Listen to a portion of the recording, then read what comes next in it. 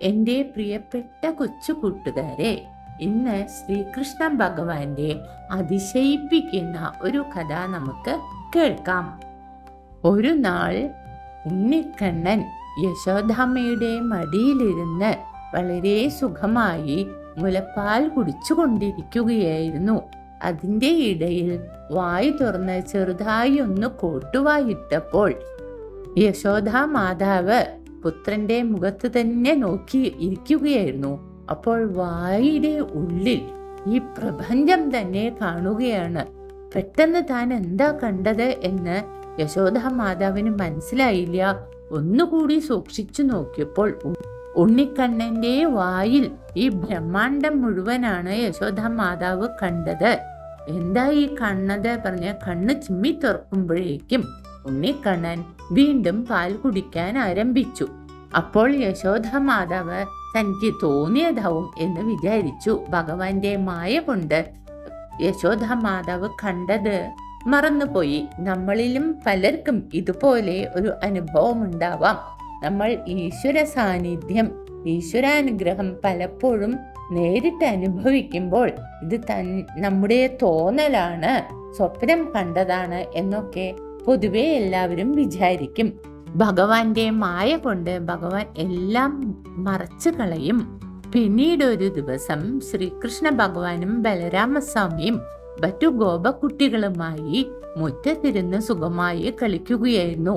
അതിന്റെ ഇടയിൽ ബലരാമസ്വാമിയും മറ്റു ഗോപക്കുട്ടികളും ഓടി വന്ന് യശോദാമ്മയോട് പറയുകയാണ്, ഉണ്ണിക്കണ്ണന്താ മണ്ണ് കഴിക്കുന്നു എന്ന്. പൊതുവെ ചെറിയ കുട്ടികൾ ചിലപ്പോൾ മുറ്റത്ത് കളിച്ച് മണ്ണൊക്കെ എടുത്ത് വായിലിടും. അതുപോലെയുള്ള ശ്രീകൃഷ്ണ ഭഗവാന്റെ ഒരു ലീലയാണ് ഇവിടെ പറയുന്നത്. ഇത് കേട്ടതും യശോദാ മാതാവ് അയ്യോ, മണ്ണ് ഭക്ഷിച്ചാൽ കുട്ടിക്ക് വല്ല അസുഖവും വരുമല്ലോ എന്ന് പേടിച്ചുകൊണ്ട് കൃഷ്ണന്റെ അടുത്തേക്ക് ഓടിപ്പോവുകയാണ്. അപ്പോൾ കയ്യിലും മുഖത്തും എല്ലാം മണ്ണോടുകൂടി മുറ്റത്തിരിക്കുന്ന ഉണ്ണിക്കണ്ണനെയാണ് കാണുന്നത്. യശോദാ മാതാവ് വേഗം ഉണ്ണിയെ എടുത്ത് തന്റെ മുന്നിൽ നിർത്തിക്കൊണ്ട് ചോദിക്കുകയാണ്, ഉണ്ണി മണ്ണ് കഴിച്ചു എന്ന്. ഭഗവാൻ തലയാട്ടിയിട്ട് ഇല്ല എന്ന് പറഞ്ഞു.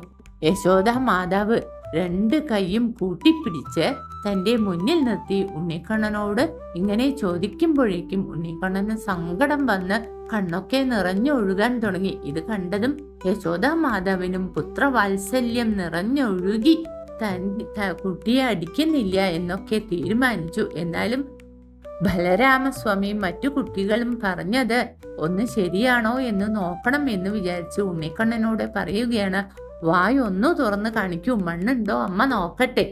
അപ്പോൾ അമ്മയുടെ നിർബന്ധം കാരണം ഭഗവാൻ വായു തുറന്ന് കാണിച്ചു കൊടുക്കുകയാണ്. മണ്ണുണ്ടോ എന്ന് നോക്കാനായി വായിലേക്ക് നോക്കിയ യശോദാ മാതാവ് അവിടെ എന്താണ് കണ്ടത്? അവിടെ ഈ ബ്രഹ്മാണ്ടം മുഴുവനാണ് കാണുന്നത്. ജ്യോതിർഗോളങ്ങൾ, സൂര്യൻ, ചന്ദ്രൻ, നക്ഷത്രങ്ങൾ, ആകാശം, വായുമണ്ഡലം, അഗ്നിമണ്ഡലം, ജലം, ഭൂമി, ഈ 14 ലോകങ്ങളും ഭൂമിയും ഭൂമിയിലുള്ള അനേകം സ്ഥലങ്ങളും പർവ്വതങ്ങളും സമുദ്രങ്ങളും നദികളും വൃക്ഷങ്ങളും പക്ഷി മൃഗാദികളും തൻ്റെ ഗോകുലവും അതിൽ കാണുകയാണ്. ഗോകുലം കണ്ട് യശോദമ്മ ഒന്നുകൂടി നോക്കുമ്പോഴേക്കും അടുത്തതായി കാണുന്നത് തൻ്റെ ഗൃഹമാണ്, വീടും. അവിടെ ഉമ്മറത്ത് തൻ്റെ മുന്നിൽ നിൽക്കുന്ന ഉണ്ണിക്കണ്ണനും ഉണ്ണിക്കണ്ണന്റെ വായിൽ നോക്കിക്കൊണ്ട് നിൽക്കുന്ന തന്നെയും, ഇങ്ങനെയെല്ലാം ഓരോരോ ചിത്രങ്ങളായി ഭഗവാന്റെ വായിൽ മാറി മാറി കാണുകയാണ്. ഇതെല്ലാം കണ്ട യശോദമ്മ ആകെ പരിഭ്രമിച്ചു പോയി. താൻ എന്താണ് കാണുന്നത്? തന്റെ മുന്നിൽ നിൽക്കുന്നത് ആരാണ്? താൻ ആരാണ്? ഇതൊന്നും അറിയാതെ ഒരു നിമിഷം യശോദാ മാതാവ് പരിഭ്രമിച്ചു പോയി.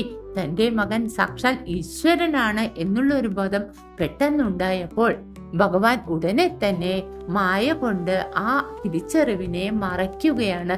ഉടനെ അമ്മ വിശക്കുന്നു, പാൽ തരൂ എന്ന് പറഞ്ഞ് അമ്മയെ ഓടിപ്പോയി കെട്ടിപ്പിടിക്കുമ്പോൾ യശോദാ മാതാവ് താൻ കണ്ടത് സ്വപ്നമാണോ തന്റെ തോന്നലാണോ എന്നൊക്കെ വിചാരിച്ച് ആ കാഴ്ചകൾ മറന്നു പോവുകയാണ്.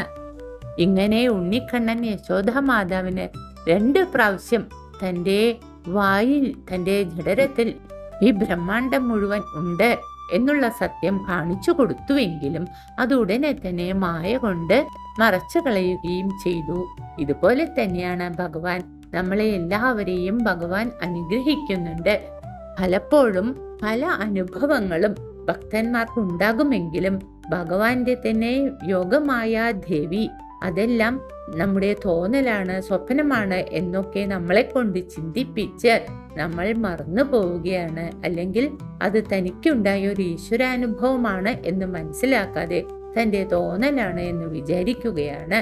എൻ്റെ കൊച്ചു കൂട്ടുകാരെ, നിങ്ങൾക്കും തീർച്ചയായും ശ്രീകൃഷ്ണ ഭഗവാന്റെ അനുഗ്രഹം എപ്പോഴും ഉണ്ടാകും. അതിനായി നമുക്ക് ദിവസവും ഭഗവാനെ നന്നായി പ്രാർത്ഥിക്കാം. അടുത്ത കഥയുമായി അടുത്ത വീഡിയോയിൽ നമുക്ക് വീണ്ടും കാണാം. കൂടുതൽ കഥകൾക്കായി എൻ്റെ ഈ ചാനൽ സബ്സ്ക്രൈബ് ചെയ്ത് എന്നെ സപ്പോർട്ട് ചെയ്യുമല്ലോ. എൻ്റെ പേര് ലളിതാംബിക വിശ്വനാഥൻ. സർവത്ര ഗോവിന്ദനാമ സങ്കീർത്തനം. ഗോവിന്ദ ഗോവിന്ദ.